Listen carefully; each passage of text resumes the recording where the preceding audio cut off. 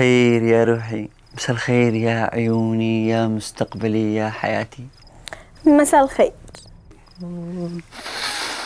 وحشتينا كثير وأنا افتقدتك والله، مفاقد لك قوي قوي.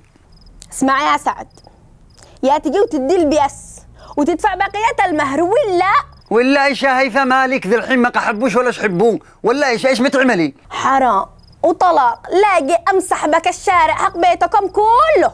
مالك اقسم بالله لا انت ولا ابويك ولا الحاره كله وباقي. لا تطلعش براسي. انت لا انت مراه، تعالي اذا انا مراعي لك. قال انت رجال. مالك وانا بثبت لك بعد سهل. والله انت وهيفا مشاكلكم كبيرة جدا. طلق، اسمع نصيحتي، طلق والله، عادكم على بر الأمان. وانت مالكش دخل. يلا روح علي يا رجال.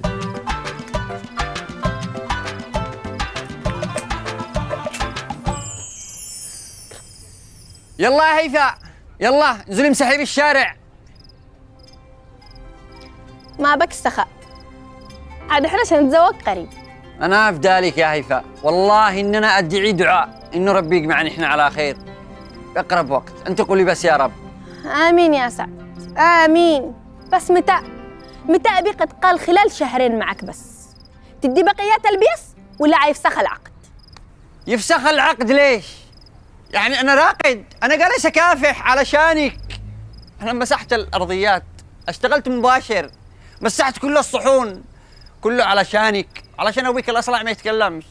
انت لازم تضحي، لازم توقفي معي، لازم تقدرينا يا هيفاء. وبعدين ايش في مالك مبلغ كذا وفي باقة مهرك ونتزوج.